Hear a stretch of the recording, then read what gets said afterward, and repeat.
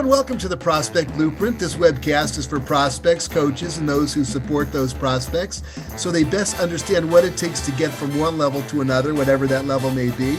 I'm Kelly, and my battery mate, as always, is Mr. Rick Dempsey, 24-year MLB vet and fan favorite with the Twins, Yankees, Orioles, Brewers, Indians, and, of course, the Dodgers. He was also a World Series MVP for the Baltimore Orioles.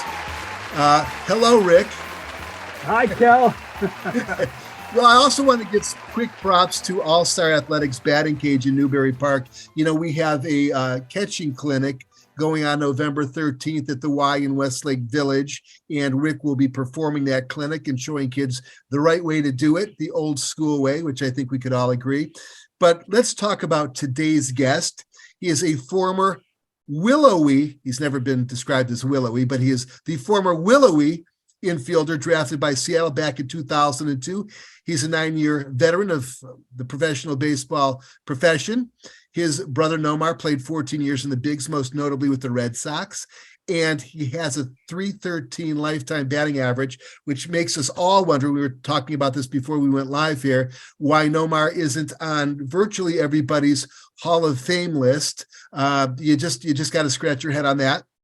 But that aside, our guest is Michael Garciaparra, the main man with GBG. He's also an area scout for the St. Louis Cards. If you don't know about GBG and you're in the recruiting game or looking to be recruited, this is for you. Michael, welcome.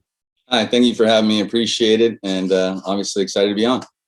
Our first batter is Mr. Rick Dempsey. Go ahead. Swing. Michael, great to have you on the show. Pleasure. Anxious to talk to you about what you got going on. You know, if you could explain to us what gave you the idea to start this organization and how did it finally get going? What did you have to do to get the notoriety that you've gotten so far? Long story short, I trained some guys, actually a kid in Arizona that I think it was in the fall league. I'm just in the off season. I was doing it in a lesson with him, and then he's out of California. So when I'd come home in the off season to visit my family, he goes, "Hey, if you're there, let's do some workouts with you." And I drive from La Habra Heights, my parents live, all the way to Agora Hills. Was not close, but they had a field, and had his 2 sons, and then his 2 sons' friends, and then a couple more friends, and 5 friends, and 6 friends, and then was on a plane next to a woman who had I was from Arizona to California months later, and she goes, "Hey, I have a son that's playing, and he's a freshman on varsity, and he has some buddies that are looking for a new coach." And all of a sudden, we had a tryout for this other club I was working for. I invited 18 of the kids. 20 of them showed up. 20 kids showed up. I kept 18 of them. 12 of them from my very, very first team turned into Division I athletes, Division I baseball players. And then one of them, currently Eli Morgan, is in the big leagues with the Cleveland Guardians. So it's kind of crazy. And then just from there, went to some events, talked to a bunch of college coaches who either recruited me, recruited my brother, and know my father, because my father's a legend too. He's been coaching for, 50 years or something like that. So everybody knows him. And I would say, "Hey, I got some guys that you guys need to look at. I know you've never heard of GBG or what we're doing, but I promise you." And they trusted, my father and my brother and myself. And then all of a sudden people show up to our games and there's 20, 30 college coaches like, "Who the heck are these dudes?" And then the next tryout we have, there's 70 to 80 kids. The next one, there's 120, 130. So it just kept clicking. And then, my father, from that first tryout, actually, it wasn't with our club. Let me rewind. I didn't really love how the club was being operated. And I was basically controlling the team anyway by myself. My dad's like, "Mike, we can do this. I've done travel teams. Let's do it ourselves." He's done 1 or 2 club soccer and baseball. And so I did 1, and then it turned into 2 and 3. And it's like, holy cow, I hired some of the best coaches that I can find. I paid them better than anybody on the planet. I hired a recruiting coordinator, which she doesn't go recruit players. Her job solely, and we have her, she's full-time on staff. She literally helps every single player in the GBG organization, especially in LA. Now we have other affiliates, but she literally works with them individually, teaching them like how to write emails, college camps. She's basically like a high school counselor on steroids. She tells them more so what not to do than what to do, because there's so much information for kids to try to get recruited. It's hard to weed all this stuff out, and everybody gets invited to a million things. So I think having her kind of separated us. And then, our coaching staff, people just wanted to get coaches. It wasn't just like a mercenary, let's go to a travel ball tournament team. So it was really formed with me taking me out of it. How can I help the most kids possible? Because I think we're getting good at this. So I hired this woman, Ricky Martyr. who helped on the recruiting side, because every travel ball kind of coach, depending on their size, we're fairly large now, but I want to focus on coaching. I was doing admin at the time, all this other stuff. The recruiting, I still love, I still help with that, but like she is an expert in that. That's what she does. And so she's been able to help hundreds. And that's kind of how this thing kind of took off and blew up. And then we were super competitive. That helps too. Well, Michael, I'm pretty envious of what you've created there, but you mentioned travel balls. How does GBG differ from travel ball? Okay, yeah, because like it's weird. Even on our website, I said we are not a travel ball team, right? Travel ball is, I mean, no offense to like any dads or any person on the streets to say, hey, I want to put together a team. We want to put some players together and then go to a tournament and go play in a travel ball tournament. Oh, we have some practices and all that other stuff. Well, what we do is we still go to tournaments. We go to travel ball tournaments per se, but we are a college developmental program, right? We're trying to develop these kids to play in college. We have over 100 and maybe 40, 150 kids that have been drafted by MLB teams in the last 10 years too. But so we're, a professional development program now as well. But that was my main goal. It was like, how do I develop these kids to get into college? Because winning tournaments and trophies, I got a garage that's lined with them, right? And I'm proud of them, but they're in my garage, right? That's not what I brag about. I brag about, we have over 750 some GBG kids that have committed in 10 years. Like that sounds like a made up stat, but it's not. Like it's absolutely amazing. Luckily we're in California, but College Developmental Program is having people like Ricky Martyr who teach them the process, myself, to tell them, hey, don't go to the UCLA U.S.A. camp. You're a senior. They're already done recruiting that class. Let's find a better home for you. So that, and then obviously teaching them the skills on and off the field. I mean, we're on them about grades, about taking their test scores, about social media, what to do, what not to do.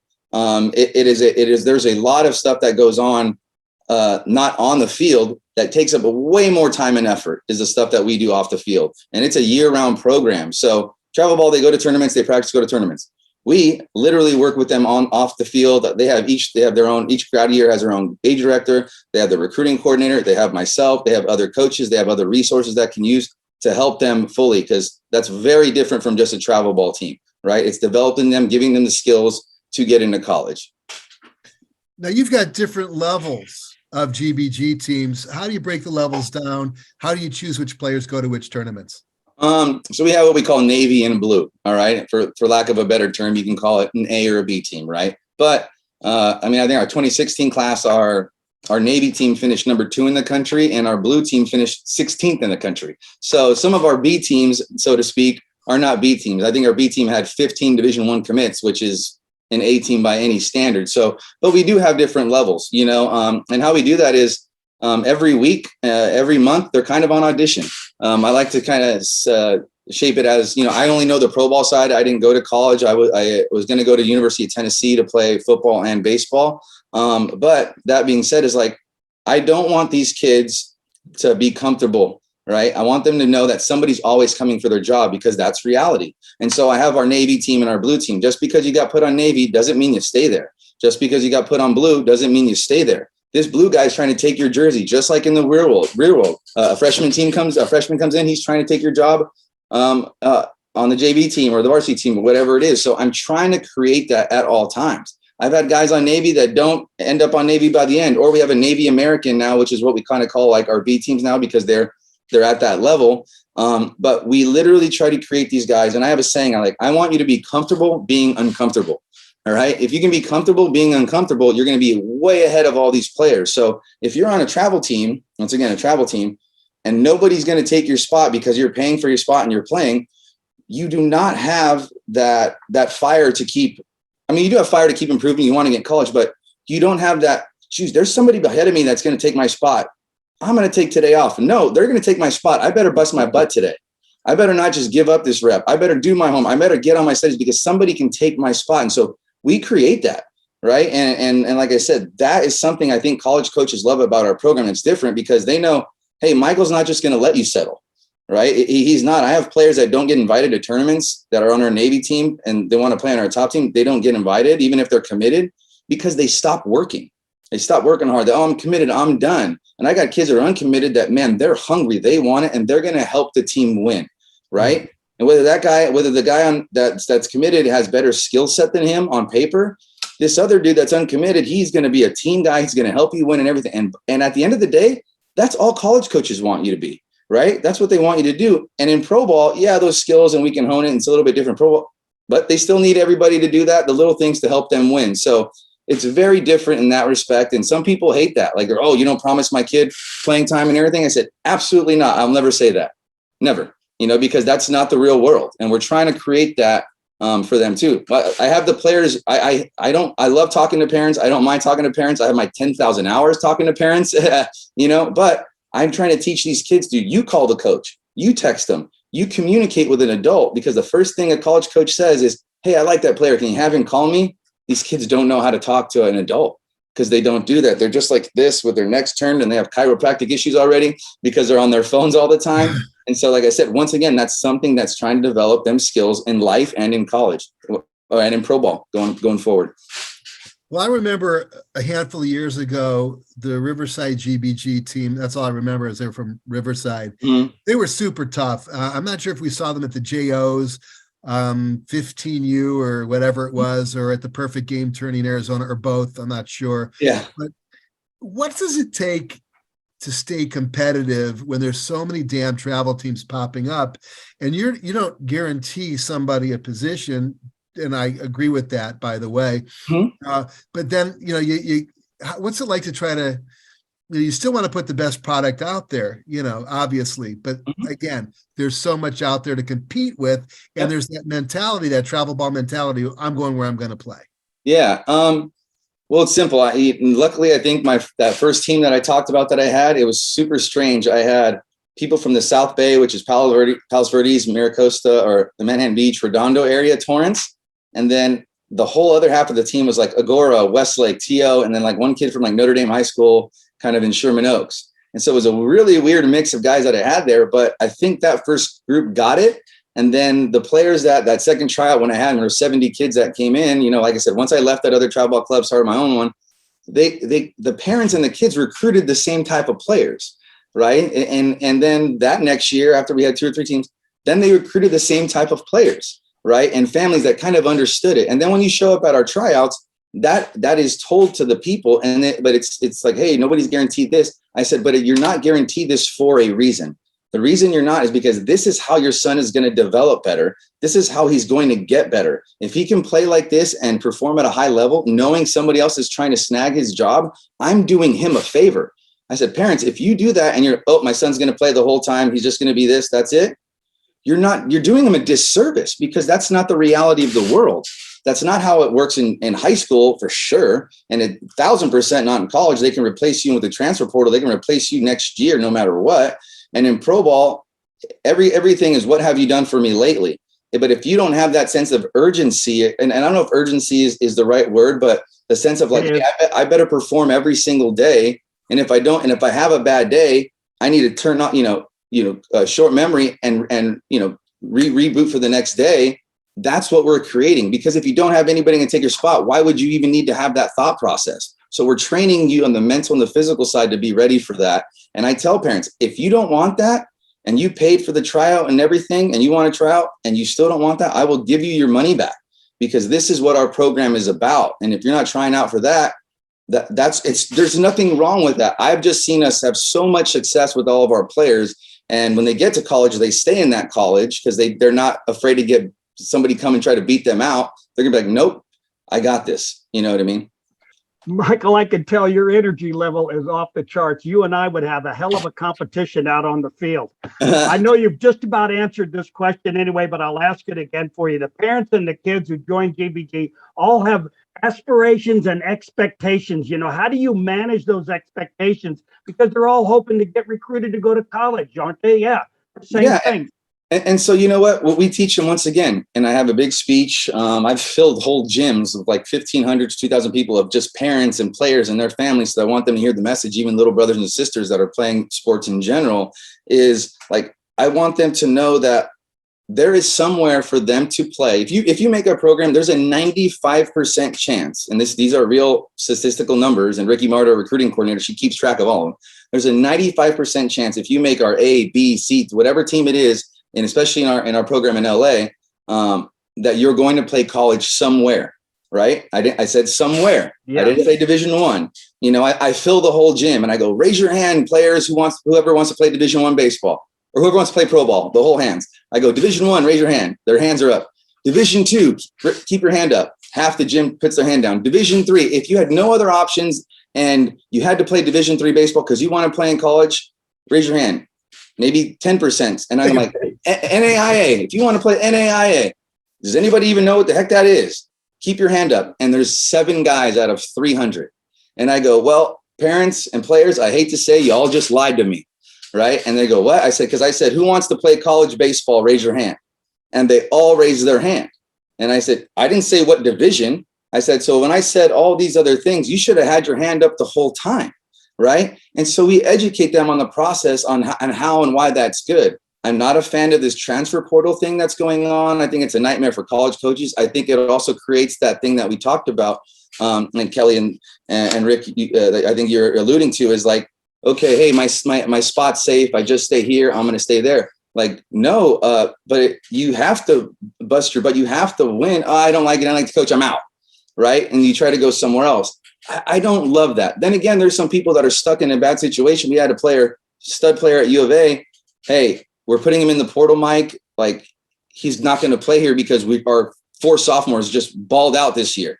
And it's better for him to transfer. So to that degree, I do love that. Right. That aspect. But like I said, the other parts of it to manage expectation is to tell them these are the expectations. There's somewhere for you to play. And with the transfer portal, if you ball out at a D2 and you crush it and you hit 480, there's D1s now that you can transfer to. There's junior college. I forgot junior college.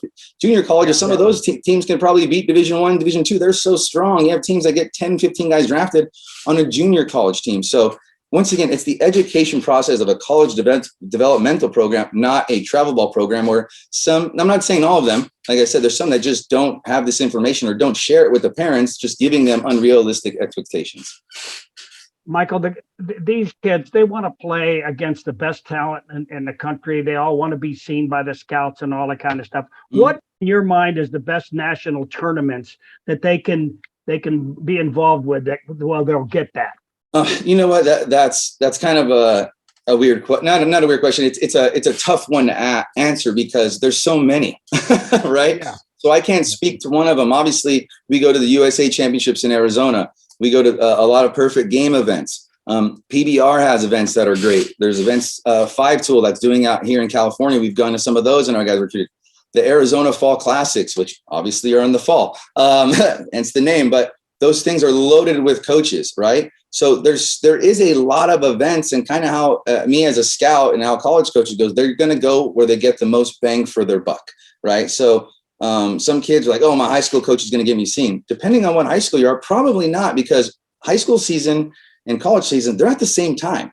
It's kind of hard to be 2 places at once, right? And so what they like to do is, and if I want to go get more bang for my buck, I want to see 4 players from, let's just say, Notre Dame High School, Harvard Westlake, Mira Costa, Redondo Union. They're all playing for this one travel team. I'll just go to those, go watch them a couple times, as opposed to go to 5 different high school games and see onesie, twosies players, right? And so it kind of all depends. I mean, we have games on the weekend where we scrimmage ourselves, and you'll see 10 Division I schools sitting in the stands, right? Like I said, so as far as any one tournament, I can't speak to any one that I think is better than the others, because we've had so many people get looks at all those events. And if I apologize if I'm missing some of them, but those are the major ones that we go to where I've seen the most scouts at. But there's a lot of smaller ones that people have been seeing at too. So it's really hard to pinpoint one single one. And it also depends on what team you're on. You know, like if you're not on a team with prospects, you're probably not going to get seen. It's really tough, because if I'm a coach and I got to go, hey, I got to go watch NorCal baseball, who's a stud program up in NorCal. I got to go see them. But there's this one dude I like on, Joe Doakes baseball. I'm making up a name.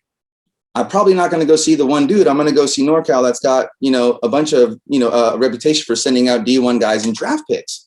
So just because they're in the same event doesn't mean they're necessarily going to get seen, So it's like, just because I can say those events, if the coaches aren't there and you're not on a program that has a reputation of doing that, sometimes it's very difficult, which is sad. Like I said, I don't knock those. I was a new program at one too, right? We had that too, or a smaller program, but those events are going to give you an opportunity. Hopefully you play against NorCal or a GBG and there's coaches there to see us. And all of a sudden this guy just struck out 10 of us. We're like, who the heck's the dude in the other team? Right. So that happens as well. Yeah. Now you sort of alluded to my next question, but those are tournaments and there's showcases that are for individuals. Yeah. I personally kept I don't know to their detriment if this is the case, but I personally didn't let them do any of the perfect game or anything like that because I didn't want them to show when I didn't feel that they were going to run sub sevens, when they were going to, that might have been a mistake on my part because they always did really good, but I didn't do that. What would you consider, how would you direct your kid to, I know you've got one, right? Don't you? Yeah, I got a 12-year-old right now kind of coming up. Yeah. So, yeah. Would he do an individual show? Well, he doesn't have to. Yeah. But just saying, if you had a nephew or something. No, I understand the question perfectly. So, and to your point, you're right. Like, I feel that unless you're ready to do that, unless your measurables are up to what other measurables considering your grad year, it's probably not worth doing that showcase. I actually do recommend maybe going to a smaller one, like a smaller school's kind of college campus showcase, so that you can get used to it. You got to get used to standing around, everybody's waiting and you got to run the 60. You better make sure your body's ready to go. And they're getting you loose one time, but you might be the 50th person in line and you're not ready to run. That's on you. So what I actually do in my program is every year, we're going to do one actually in a couple of weeks, is I have a mock scout day where I put them through, which is basically like our tryouts I run too. I put them through the whole gamut. Hey, you're going to wait. Everybody's going to run the 60. All the outfielders are on right field. Everybody's at short. And I tell the guy, hey, if you're 20 plus shortstops deep and your arm's not loose, grab a baseball, start warming up so that you're ready for it. Right. And so I like to tell people, like, if I'm not ready, and we have plenty of players that aren't ready yet, we have guys that make our clubs because I see something and they can be ready later on and they're going to develop into something. But hey, if you want something to get posted on Perfect Game or something like this and everything, sometimes it could be your detriment. Hey, you're throwing 70 miles an hour and you're, let's say a sophomore. And like saying that's, it happens sometimes, but like, that's not going to get you much attention. But on the flip side of that too, okay, they got that experience. And then holy cow, 7 months to a year later, they're a junior. Now they're 84. As a scout, I'm like, holy cow, what a jump. Right. You know what I mean? So that I'm like, man, this guy might be on an upward trajectory. So it's kind of a catch-22, right? Like it's good and bad. But once again, what I tell people too is you don't want to be a guy on a roster and a coach just go right and write you off. So sometimes that can happen. So until I feel like you're ready to be seen, until there's guys that you can kind of measure up to in your grad year, I don't always recommend doing that, or recommend doing some smaller ones that aren't super expensive, so that you can get that experience so you're not nervous that whole first time. Yeah, we had, you notice online that people who don't do that well, their statistics and their profile stays up online forever. And although it might not be contemporary or current, it's still up there. And they still see that 7.3 and that 50th percentile. And it's, I just never wanted to see that, because then you have to know how the algorithms work and you have to know how the search engine works to be able to flood it with enough information and data to offset that bad performance 2 years ago. Sure. We had Lee Steinberg on the show last month and we were talking about the NIL and how it's just completely out of control. And it really is. And it might even be dripping into high school athletics, certainly from a college football or an NIL and a football standpoint. Yeah, for sure. What's your take on the NIL? How do you think it's going to affect high school level sports, specifically baseball in this instance? Baseball, it's affecting, but it may be in a good way. I mean, it's really tough when you have some of these colleges that have 11.7 scholarships, right, for 30 guys and 35 sometimes, because, guys are hurt, guys redshirt and all that stuff. So it's really tough. I mean, the cost of schools have not gone down one time, never, I don't think in history that I know of, right? And so everything's going up and up and up and up.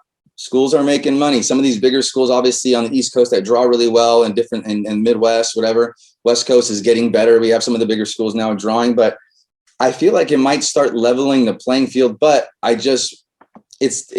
and to a degree, then it's not, right? Because, I can go after the best receiver from XYZ school, or this is football, right? And go, hey, I'm the number one quarterback. Why don't you come over here? And we've seen that happen, on ESPN all the time. Baseball, it's starting to happen even more. Hey, we're trying to make a run at the College World Series this year. Why don't you come on over here? You're a dude at a lower level D1, but you're a dude, and people are jumping ship, right? And so, we got NIL money. But I think all the bigger schools, a lot of them are starting to get some funding where now it could be more affordable for kids to go to that school, right? And if they could even it out, now everybody's on, like football is, like everybody's on a full ride. There's 80 full rides in football. That's why I played football. My dad forced me to play football. He goes, dude, they're full rides, man. There's 80 of them. And you can only field like 50 some kids, Yeah. But baseball's 11.7. Like, and even I have kids like, oh, my friend got a full ride to this school. My friend got a full ride to this school. I said, for baseball? And they're like, yeah. I'm like, ugh, I only have a couple kids ever in GBG that got one. I got offered full rides in baseball too, and they were very, very rare. Actually, Coach Corbin from Vanderbilt, Coach Leggett, he was the assistant. Coach Leggett was the head coach. He goes, they offered me a full ride to play shortstop at Clemson. And I said no. And they're like, you're the first person to say no in like 10 years ever to Clemson to turn out a full ride. Right. And I'm like, oh, okay, I don't know what to answer that. But I'm like, that was in 2001. So I got drafted in 2001, started playing in 01. And so that was back then. Now it's even less. Like I said, the number of full rides is so minuscule. So what they can now do is, especially those kids that really need the money, obviously there's financial aid, but if everybody kind of is on an even playing field and they can raise money as a school and divvy that out, now the smaller program schools can go after a kid and give him a full ride ready with NIL money, right? And so now I can't, or a school like an LMU or U.S.A, which you give a guy a 50% at U.S.A, he still's got to come up with like 35 grand, right? And a guy at Cal State Fullerton, I don't even know if it costs 35 grand, right? I mean, maybe it does. I don't know the numbers, but so that's a full ride, or Cal State Fullerton offers that guy 25%. It's way less, or they offer him 75%. Oh my gosh, they're paying nothing. So it makes it really tough. So if that can kind of balance out, that I feel like that's a good part of it. The bad part of it is some schools have buku money and now they're just going to get all the best players. And it's going to be really hard for the smaller schools to compete. Before Rick jumps in here, I'm going to say that I think the difference between a lot of D1 players is very finite. I don't think I've seen a lot of them this summer, and I've seen the D2 guys. I've seen some of the guys in JUCO, and I'm convinced that you're making a mistake. Unless he's a pitcher who's just throwing unbelievable gas, or he just got such great stuff that he should be drafted anyway. And so he's going to do a couple of years, at a college. But I think it's a little risky to be throwing cash at and recruiting high school position players at that rate, because a lot of them are not ready for it. That's just my take on it. Yeah. Like I said, there's a bunch of parts of it that I don't love, right? But there's some of those things that, like I said, there's the give and take of it. Like there's going to be a good and bad and everything, right? But I agree. And then, you have big time schools, and you've probably seen on ESPN, a quarterback got $2 million to go there. He took 3 snaps, right? You're like, whoa, like, okay, that didn't work out. And I'm sure that's going to happen in baseball. And actually, there's a case of a California kid that's already happening to him. And the school is like, we're about to boot this kid out. Right. And it's sad to hear, but and what it also is creating now is egos and social media and not perfect game. Like these guys do a good job of publicizing kids, which I'm glad that they do, because people get noticed and everything. So they do a great job of doing that. But some of these kids are believing so much of this hype now. And I'm trying to scout them for the St. Louis Cardinals. And they're like, I'm this, I'm this, I'm this, I'm this. Dude, once you get drafted, you're just a number. Actually, I take it back. You're a magnet. They're a magnet on a wall. This guy gets hurt, we move this guy up, this guy up, this guy up, this guy up. That's how it works. I've seen the rooms when I'm in St. Louis. I've seen the rooms. Everyone has one. You're a freaking magnet. Everybody's good. So if you think you're that good, you're nothing. I was a first round draft pick. I didn't even know it was good. I was the opposite. I had the low, but now we're getting these kids, and for lack of a better word, they don't compete. We call them showcase ponies. They're really good for 1 inning. They're really good at hitting VP, but they cannot play the game. Right. They just can't. They don't know it. And so I'm like, man, if I'm a college coach, I'm like, I get it. I need those tools. I have a boatload of work to teach them how to actually be a baseball player. And that's what's kind of scary with some of this showcase stuff. I think it's a necessary thing, but that whole thing of these guys getting blown up to be these social media superstars and everything else, it's hurting a lot of kids because they don't know how to deal with adversity. They don't know how to push. They don't know how to grind out. They've just been so highly touted. And sometimes not even for performing well, just because of some of the tool sets that they have. Michael, you've got two obligations. You've got the scouting obligation, you've got the recruiting obligation for GBG. You've got a distinct advantage already in any conversation that they want to talk about, but it's not tough for you to recruit the kids when they already know you're a scout. So how do you put it all together? How do you combine being two different guys in charge there? It's hard. It's a lot of hours. I have 3 kids too, that sometimes forget my name. Because they don't see me a lot, but I try to be as present with them. But no, I'm blessed that the St. Louis Cardinals have given me a little bit of leeway. My program runs, my high school program, the general bulk of it runs from June through, we're still going. I mean, I got, workouts every Sunday or games every Sunday all the way through December, right? But we work year round because there's a lot of planning. But from, November, December, all the way through June, the high schools in California, because how we're set up, they're with them during that time, right? So it kind of coincides. So I get all this information from players and playing against some of these stud programs, right? And these stud players on other teams that I'm able to gather information for the St. Louis Cardinals at the same time, right? From June through December, which my scouting season, I mean, normally the draft's in June, but now they pushed it back to July, right? So, but from now, I mean, I just got back from scouting at LMU. I just went to an LMU scrimmage and I got on this with you guys. But so now, because it's a little bit slower season, I can do both jobs because the Cardinals allowed me to. My bulk of work in the summer and in the fall is a lot less because once again, the amateur side slow down, but I'm seeing all these players. So I'm taking notes on them. I'm putting even guys in the East Coast that we're playing against. I'm putting that, so that helps with that. And then, like I said, I feel like it helps me be a better evaluator for college coaches, right? Like, man, I get to see all their players. I get to see players we have, and I help schools regardless if they play for me or not. Like, I'll give them information on guys we play against. I'm like, that guy is an absolute dude. You should go after him, right? Never played for me a day in his life, but I would take him and he'll start at third base for you right now. Right. And so, like I said, I think that does give me an advantage. It's a lot of time and it's very time consuming to do. But hey, my whole life's baseball. It's all I know. And that's all I want to know. I love it. You and me both. It doesn't surprise me that you're with the Cardinals because they're the kind of organization. They've always been solid, coaching, managing, all the development, player development. That they get their people involved with. The players always turn out to be excellent, sound, fundamental players. But tell me something today about the kids that you deal with too. What are they lacking today? Is it technique? Is it dedication to the game of baseball? Well, how do they expect that they're going to compete for playing time if they don't? If they're not really one of the top quality players around? I think I touched a little bit upon it on like how and why my program runs differently from others, right? And I said I think what they're missing is and I brought up that the player that's so highly touted from XYZ reason. I mean, there's all Americans that are all Americans because their skill set and their tools are so loud, but they're hitting 250 in high school or 300 in high school, which unless you're in some of these leagues like the Trinity League where everybody throws 90 plus, 300 is not good, right? Or 250 is definitely not good in high school. Yeah, 250 is an average hitter at whatever minor league or pro league. Closer to 600, yeah. That's what I'm saying, so like you should be in the fours and everything. And so I think that's what's hurting them. And what I know 1,000% is hurting this game is striking out. Everybody's totally okay with it. And I remember my strikeouts from high school. I led off as a freshman. I was 14 years old. All right. And I led off as a freshman. And then I played center field.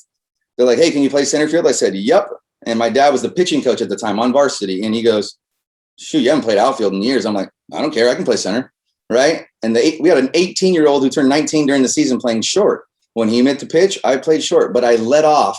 And I'm like, okay, I need to show them that I could do this. And I led off the whole rest of the year after my very first game, and I struck out twice the whole year. And I remember them during the high school season.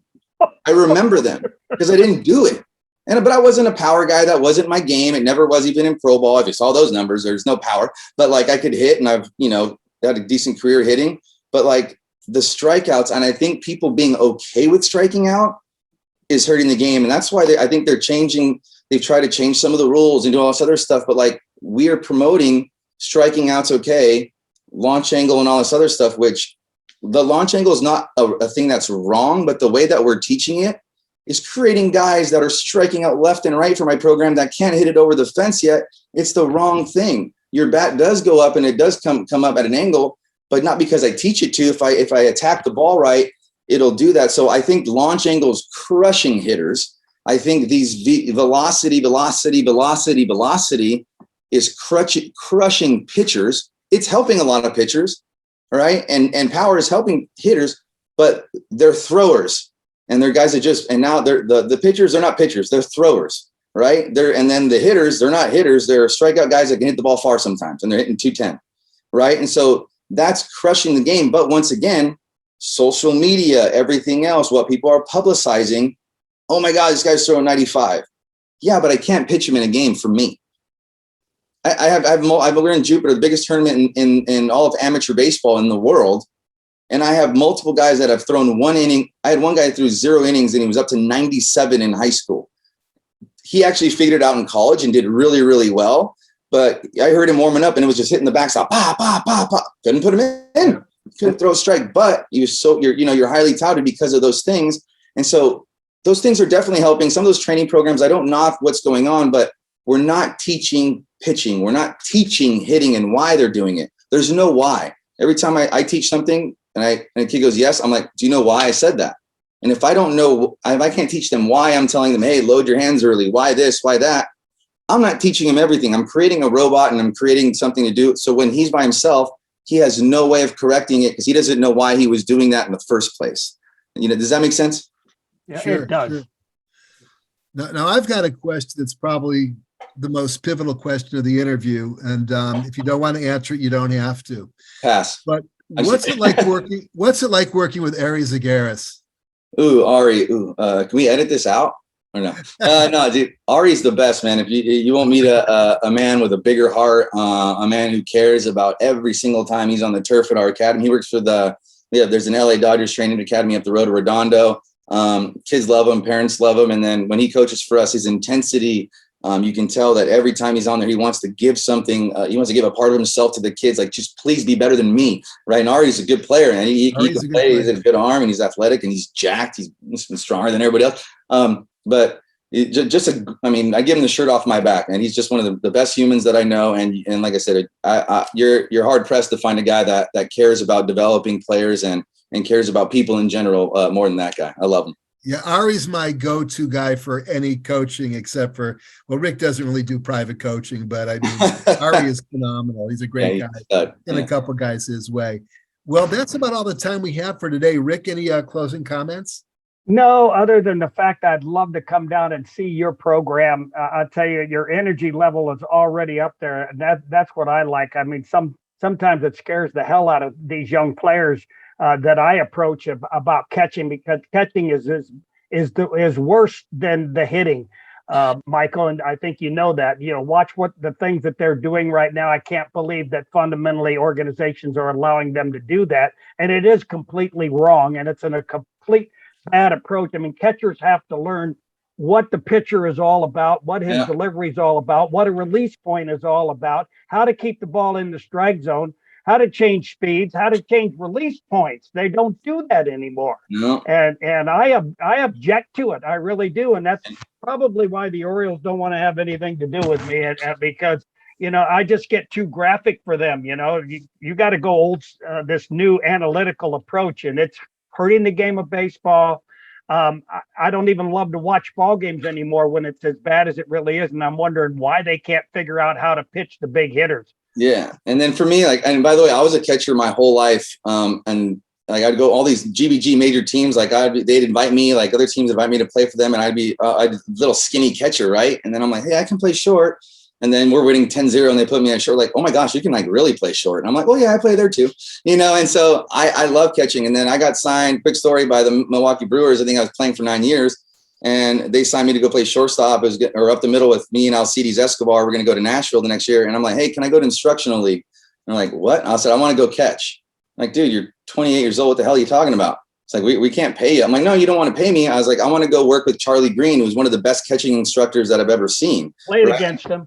Yeah. And I loved him. And I'm like, And so when I work with catchers now, I can work with them because I played every position professionally except for pitching, right? But I had a good arm and pitched in high school and stuff like that. But as a catcher my whole life, I knew when they were getting long, different things, whether they were rushing or all this front side opening, all that stuff like that. And obviously scouting has helped me with that as well. But like some of these guys that they're not blocking pitches, they're not doing things, is because they're where they're setting up and doing everything. And granted, you may be able to get that pitch, but if you can't block a ball, who cares about the pitch? The guy's on second, right? And so there's so many things. I'm not, I'm kind of in the same boat as you. And then some of the analytics stuff, I think there's a place for it. I think the Cardinals, we do a great job of meshing the two analytics things together. And there's things that we make mistake on with analytics, and there's things we make mistakes on in scouting. But if we can do a blend of them and why they're good, I think there's a place for it. But for some of these clubs and some of these people that just rely solely on it, you're taking the baseball out of baseball. It's, and that's what's hurting it. And so I agree with you kind of wholeheartedly on that, because it should be a blend for sure. How big were you when you signed your first pro contract? I wasn't. I was 145 pounds, 150 pounds, soaking wet, 6'1". You and me both. I signed at 145 pounds in 1976, and I played my first major league game in the big leagues at 160. Oh my gosh. Yeah. My wife goes 145, 150. That's this. She goes, how tall are you? I said, say hi. She goes, that's disgusting. I would have never dated you back then. I'm like, thank God you met me when I was 6'1", 185, and there's still abs there. Yeah. Well, you're still taller than I am. I was only 5'11". No. Well, Michael, it's a pleasure seeing you and visiting you. I think we might have met either at Notre Dame or Oaks Christian one time. With that said, you've got a fine organization, and Kevin Johnson, I think he did a good job with what you guys had going on out by us, and awesome. We grew up with them and such. Mm-hmm. But best of luck in 23, and we'll be in touch. And stay on after we cut off here for a second. I want to talk to you real quick. But folks, that's all the time we have on the Prospect Blueprint. Thanks for joining us. And remember that nothing is guaranteed, nothing comes easy, but all things are possible if you have faith. See you next time.